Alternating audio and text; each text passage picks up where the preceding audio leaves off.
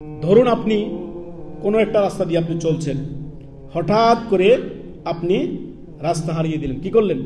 রাস্তা হারিয়ে দিলেন।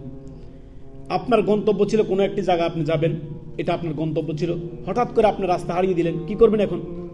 আপনার জ্ঞানী মানুষের কাজ হচ্ছে দ্রুত আইডেন্টিফাই করা, দ্রুত নির্ণয় করা কোনটা আমার রাস্তা, কোন রাস্তা দিয়ে আমি আমার গন্তব্যে যেতে পারবো। ঠিক যখনই রাস্তা হারাবেন, দ্রুত ইউটার্ন করে আপনি আপনার মূল প্রকৃত রাস্তা যেটা যেটা আপনার গন্তব্য, সেই গন্তব্যে ফিরে আসবেন।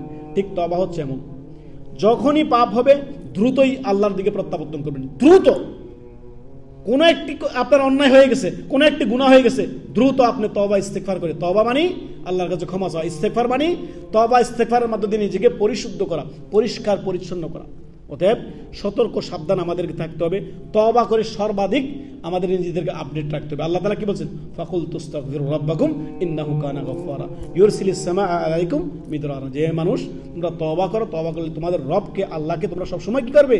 ক্ষমাশীল হিসাবে পাবে। অতএব তওবার ক্ষেত্রে কখনো গরিমসি করতে নেই, যে তওবা পাপ হয়েছে আল্লাহকে ক্ষমা করবেন, তো পাপ হয়েছে আমি কি তওবা করব, মানে বিভিন্ন মানে দোটানার মধ্যে থাকা, এটা সমাজের মানুষের মধ্যে বড় রোগ রয়েছে। অতএব সর্বদাই আমাদেরকে খেয়াল রাখতে হবে যে তওবার ক্ষেত্রে আমরা বিলম্ব করব না।